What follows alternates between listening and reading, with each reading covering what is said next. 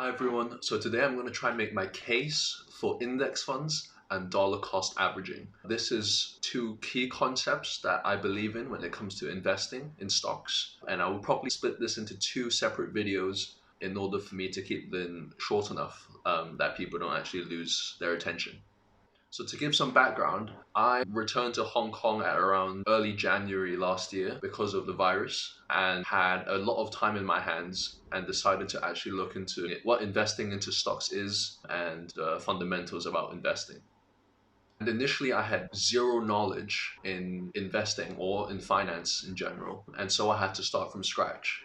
I read a lot of different investment books, watched a lot of YouTube guides and tutorials, and did a lot of reading online as well on sites like Investopedia to familiarize myself with a lot of investing terms.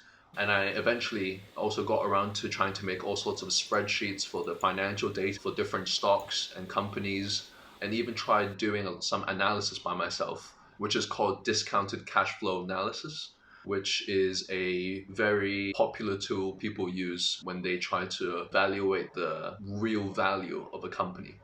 Having spent a lot of time in those few months learning about investing and stuff, I thought I was actually well prepared to start picking stocks by myself and try to beat index funds. But before I tell you why that is not the case, I must first explain what an index fund is. So an index is a sign or measure of something that allows it to act as a reference for comparison with other things. And in the stock market, a stock market index refers to the weighted average value of a selected group of stocks, which most of the time refer to a group of the largest stocks in a given stock market. By selecting the largest companies in the stock market, an index is trying to represent the conditions of the broader stock market as a whole. Since the biggest companies are being picked, this group of selected companies are going to make up a very, very large proportion of the total value of that stock market. This means that any changes to the average value of this selected group of companies, which represent the majority of the stock market, is likely going to mirror the actual changes that are taking place in the whole stock market itself. The most well-known stock market index in the world is known as the Standard & Poor's 500 index, most commonly referred to as S&P 500. This index is comprised of the 500 largest companies by market capitalization, which is the total net worth of these companies on the stock market in the whole of the US stock market. And in Hong Kong, it is called the Hang Seng Index, which currently consists of 50 companies, including Tencent and Alibaba. In the case of the Hang Seng Index in Hong Kong, the decision to put these stocks of these companies into the index is not purely based on the total market cap of these companies. There are other factors that are involved, but they're basically trying to pick the most representative or most influential companies to be put into their index.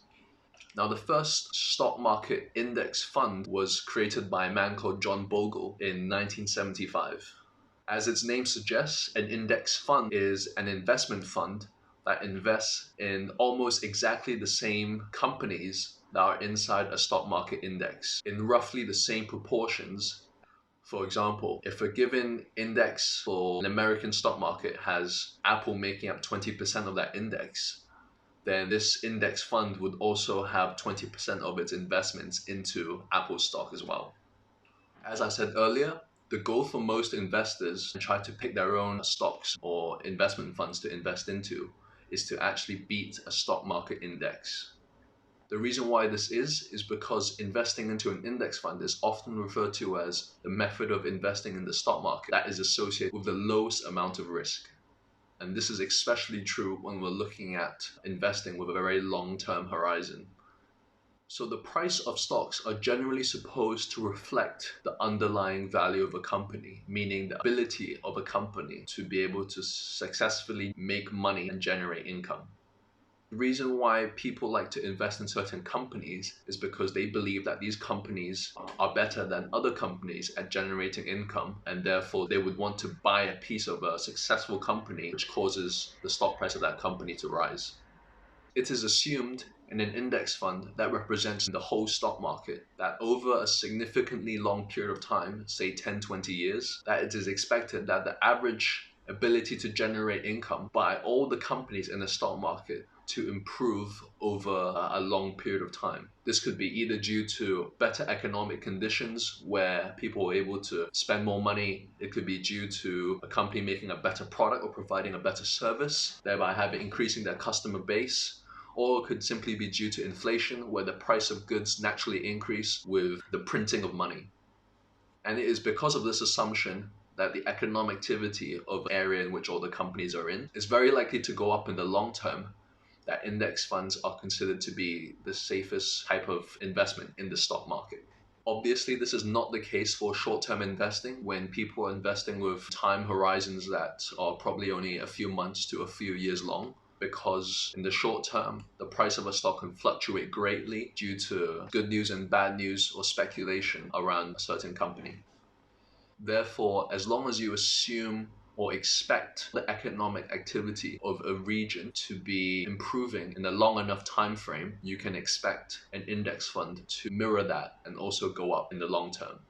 For example, if we look at the graph of the Hang Seng Index in Hong Kong, which began in around 1969, although you may see these sharp drops in between, that is due to certain economic crises or political instability, over the long run, the Hang Seng Index has always gone up because the economic activity and prosperity in Hong Kong has always been going up in the long term as well. This assumption cannot be applied to all individual companies, because many individual companies actually go broke or are unable to increase the amount of income that they make because of factors such as competition or having a bad product or having a bad management team, which make them riskier. So now that we know why index funds are seen as the safest options to invest in the stock market, let me go back to explaining why it is that most investors are trying to beat the stock market index. So when we keep the assumption that investing in individual stocks is inherently riskier than investing in the stock market index, because individual companies can easily go broke in a short matter of time, whereas it is much less likely for the whole economy to go broke, we must expect for our returns from investing into individual stock to be greater than the expected returns from an index fund. This is because investing in individual stocks means that you are taking on greater risk of losing your money and never getting it back. And you should only be willing to take that risk if you have a chance of getting a better return than if you were to choose something that is less risky. There are plenty of reasons why it's extremely difficult to actually be able to be an index fund. Whether you decide to invest into individual stocks or decide to pick investment funds known as mutual funds, which have managers that actively pick stocks to invest on your behalf. For the sake of time in this video, I will probably go into these reasons in another video in the future. So over the past year, many new investors have entered the world of investing because of the increased amount of free time that we have because of the virus. And most of these new investors have focused their attention on stocks from the tech industry, such as Apple, Amazon, or even Tencent or Alibaba in Hong Kong, because of their great success in recent times in being able to still generate a lot of steady and good income. And with a lot of people in my social circle starting to invest as well, I've noticed a lot of them deciding to spend their time on trying to pick individual stocks rather than picking an index fund. And the reason why I'm making this video is because I would like to make my case for investing in index funds rather than picking individual stocks. And at the end of this two-part video, I will also show a simulation of investments that I've made on Excel for the last year. But before I go into showing this simulation, there is one more aspect of investing in stocks that I have to explain. So just now we've spoke about which stock you have to pick to invest in, but there is also the other aspect, which is picking when to buy or when to sell a stock. This factor plays a huge impact in the gains and returns for very short-term investors, because the price of stocks can fluctuate a lot in a very short period of time. And often people struggle a lot with the indecision when it comes to knowing when it is the perfect time to buy into a stock or sell out of a stock, because of all the uncertainty with all the short-term fluctuations. This is where the second concept of the video that I would like to introduce comes in, which is known as dollar cost averaging, DCA. The best way to explain what dollar cost averaging is by giving an example. Imagine that for the next 12 months, I have $1,200 that I plan to invest into the stock market with. And let's say the stock which I want to invest in, stock A, has a stock price of $1 at the beginning of my investment time frame. And I plan to average out all my investments throughout the year by investing $100 out of the $1,200 every month. So for this first month, when the stock price of stock A is only $1, I am able to buy 100 shares of this stock. And moving on to the next month, let's assume that the price of the stock has gone up by another dollar, meaning that with my $100 that I plan to invest in the next month, I am only able to buy 50 shares of this stock. Then in the third month, imagine that the stock price drops from 2 to 50 cents. This means that for $100, I am able to get 200 shares of this stock. This is amazing because without having to decide on when and when not to buy a stock, I am able to buy more of a stock when it is cheaper in the third month when it's only 50 cents, and I'm able to buy less of a stock when it is more expensive in the second month when it is at $2. And this is what dollar cost averaging is. It is setting a fixed amount that you are going to invest in those regular intervals. Although this means that I am not able to always buy the stock when it is cheapest, this means that I am able to buy this stock at its average price over a given time frame. Now, some people will definitely think this is not a very good method because you're losing out on the opportunity to buy in on these stocks whenever it is at its lowest. But the first point I'd like to make to counter that is that it is almost impossible to know when a stock has hit a bottom within its downwards trend. And I'm sure a lot of us have experienced times when we've mistimed when a stock has hit its bottom before it started going up again. In fact, there is a very interesting Reddit article that I will link in the description, which I definitely recommend you read, about a retrospective experiment that someone did where they went back 40 years and simulated different people investing into the S&P for 40 years.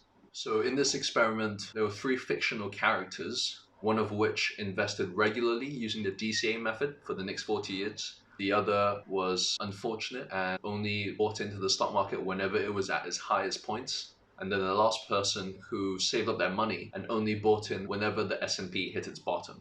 And interestingly, after 40 years of investing, the person who invested using the DCA method actually ended up with a net worth in stocks of just over 1.3 million, whilst the other person who tried timing the stock market and buying only whenever the S&P hit its bottom was only able to have a net worth of just under 1 million, despite both investors investing the same amount over the course of 40 years.